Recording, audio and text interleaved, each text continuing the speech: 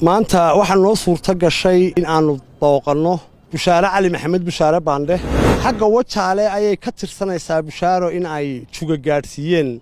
cagta iyo wajiga codsiyadeedii dambe ay codsatayna waa loo hirgeliyay garsoorka waxaan ka rajaynaynaa inay cadaalad ka heli doonto maanta xukuumadda ah ee haysata dalka waa halkii u dambeysay hablihii baa lagala baxayaa guryahoodii hablihii baa horena waxaan u sheegay waa dhaqankiyo hablaha la iskama farageliyo waxaan leenahay xukuumadda maanta xukuumaddii ay xadgu yaalay ma way ahayn fadhiga baan idin leeyahay waa kugu dhimay oo ka dhimay dagaalkaas مسؤولين كترسن حسبية معارض كاه سوماليلاند ayaa maanta saldhigga dhexe magaalada Hargeysa ku booqday wariye Bushaare Cali Baande oo ku xidhan saldhigga dhexe magaalada Hargeysa booqashada mas'uuliyiintaasi kadib waxa warbaahinta la hadlay xogeeye Yuusuf Kaysa Cabdilaahi iyo sidoo kale xildhibaan Saciid Cabdisamed Culay waxaana ay ka warbixiyeen xaaladda ay waqtigan ku sugan tahay saxafiyad Bushaare Cali Baande waxaanu maanta saldhigga dhexe ku booqanay suxufiyad Bushaare Baande oo ku xidhan muddo 2 cisho saldhigga dhexe ku xidhan waan soo wareysanay waxay noo sheegtay in ay imaka caafimaad qabto intii saldhigga dhexe loo soo wareejiyay balse markii la qabanayay nabarro yar loo geystay ayna tustay nabar lugtaabayna tustay wejigana annaga baa aragnay wejiga dhinaciisa nabar yar oo kaga yaala marka waxay noo sheegtay in saldhigga imaka gacanta ku haya ay si fiican ula dhaqmeen waxaan rajaynaynaa inay cadaalad heli doonto garsoorka waxaan ka rajaynaynaa inay cadaalad ka heli doonto waxaan leenahay xukuumadda maanta xukuumaddii ay xadgu yaalay ma way ahayn baylahadeedii baa badan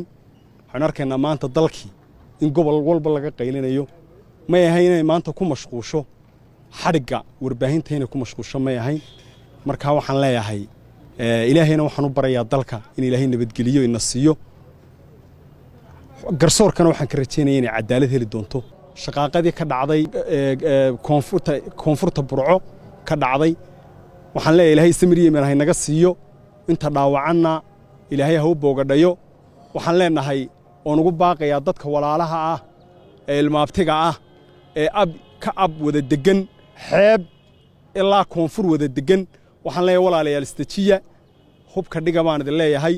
waa kugu dhimay oo ka dhimay dagaalkaas waxaan ugu baaqayaa in si degdeg loo joojiyo in dagaalkaas si degdeg loo joojiyo ayaan ugu baaqaynaa xukuumaddana waxaan leeyahay qorshihii iyo nidaamkii waddanku sidan ku socon kari maayee la yimaada siyaasad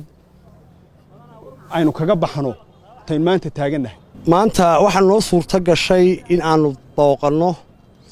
Bushaare Cali Maxamed Bushaare Baande oo aanu ku booqanno saldhigga dhexe ee magaalada Hargeysa Bushaare waxa laga soo qabtay wajaale sida ay wararku sheegayaan laakiin hadda waxay ku xidhan tahay saldhigga xagga wajaale ayay ka tirsanaysaa Bushaaro in ay juga gaarsiiyeen cagta iyo wajiga wax kale oo dhibaato ay qabtaa ma jirto saldhigguna si wanaagsan buu ula dhaqmay codsiyadeedii dambe ay codsatayna waa loo hirgeliyay waxa ayaan darro ah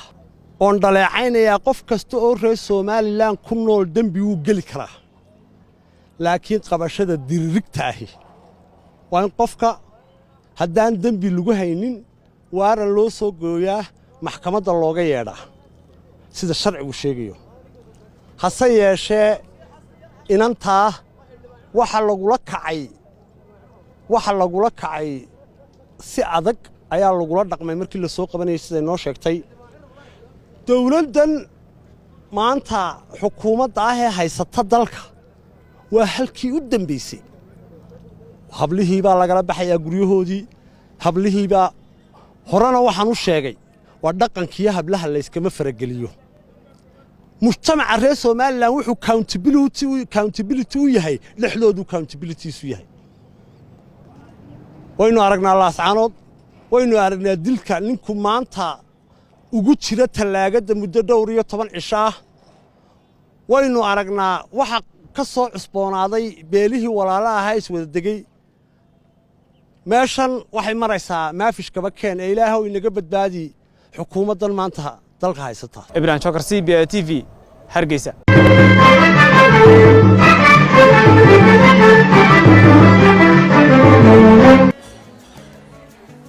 واو اسبوع كيسو في عايز صاحبي. waad ka heshay sooma ما شاء الله صح ما عادش بسيط. waxaan ku shubtay xidhmo furan $10 baad ku shuban kartaa 5 baad ku shuban kartaa 15 baad ku shuban kartaa 20 baad ku shuban kartaa